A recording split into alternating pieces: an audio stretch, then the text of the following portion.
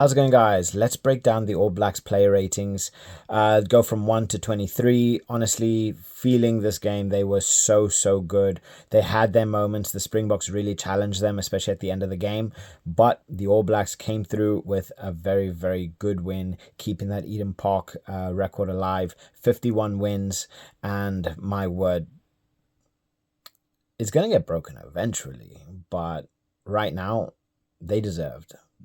They deserve to keep this the streak going. So I want to break down the player ratings. Please, as always, like, subscribe. It really does help the channel grow.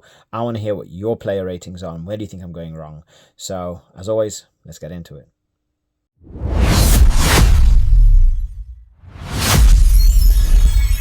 Now, a lot of strong performances here. Yes, they weren't perfect, but nobody's perfect when it comes down to rugby. They had a couple standout performers, which I've given some pretty big ratings here. I was a little bit harsh when it came down to the South Africans, and that's maybe just because I hold them to a higher standard.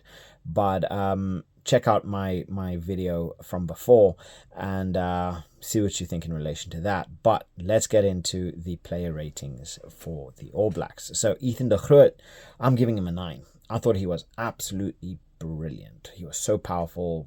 Powerhouse performance, brilliant in the scrums, really worked his way around. So Ethan de Groot, I'm giving him a 9. I thought he played absolutely brilliantly. Cody Taylor, he had a pretty good game, but he didn't really have a major effect. I felt Talkeaho, when he ended up coming on, which you'll see later, had a much better performance, much more impact.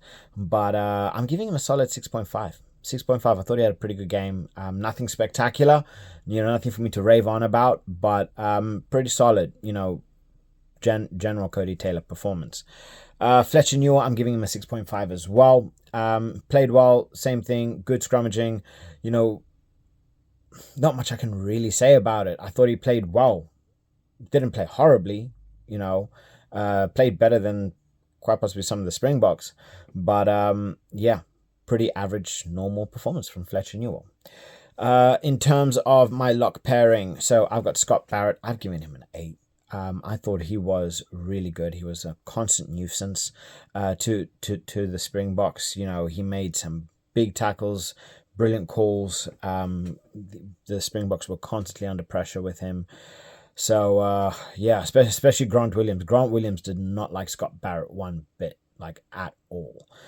So yeah, I'm giving him an 8. I thought he played pretty well. Tupo Vai, I'm giving him a 9. I thought he was absolutely phenomenal. Brilliant line-out caller. Brilliant tackle. Constant nuisance. Kept that pressure up. Made the Springboks question themselves. And he hasn't been playing that much at lock, but he came in like he never skipped a single day. He came in fresh. He looked. He looked like a natural to it, fish out of water.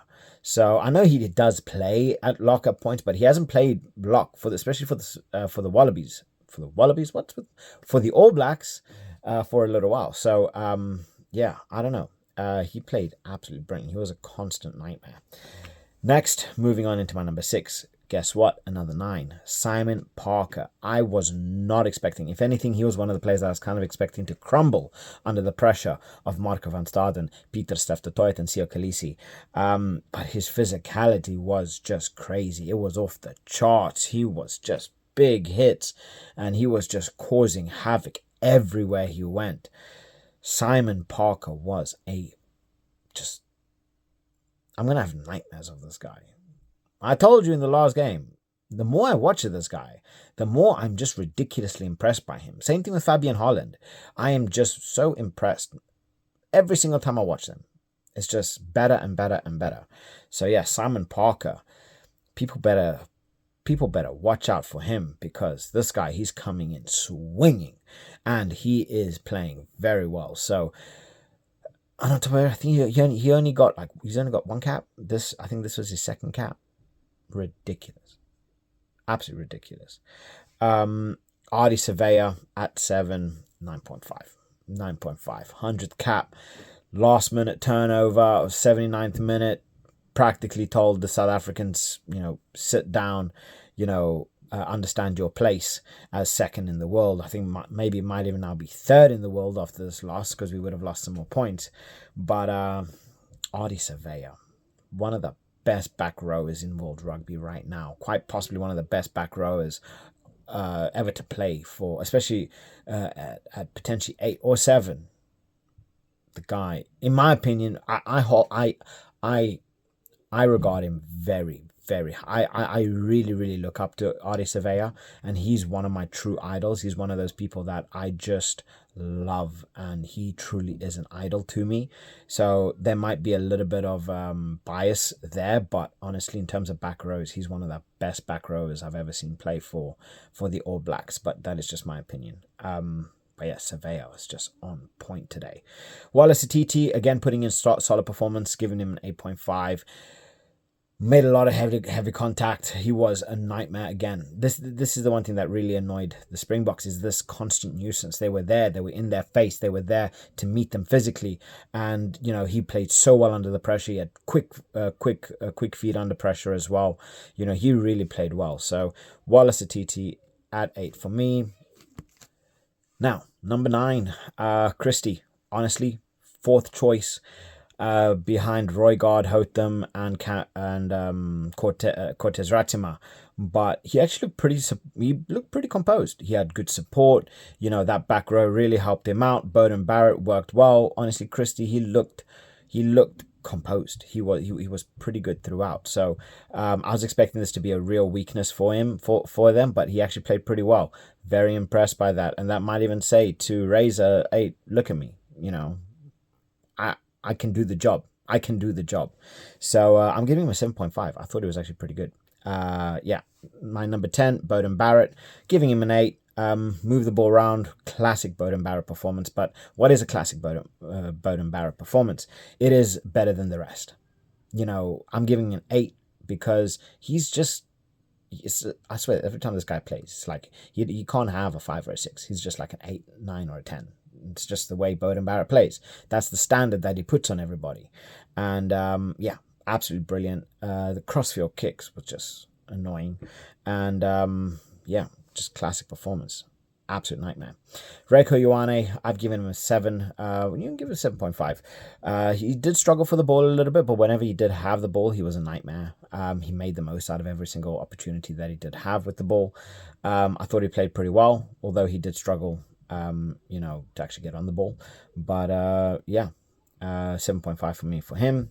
Jordie Barrett, I've given him a 7. Another strong performance throughout. Played pretty well. Kept Damien Dialende under check. I might even change it to a 7.5. I thought Barrett played well. So yeah, 7.5. We go with that. 7.5 for Jordie. Proctor, I've given him a 5.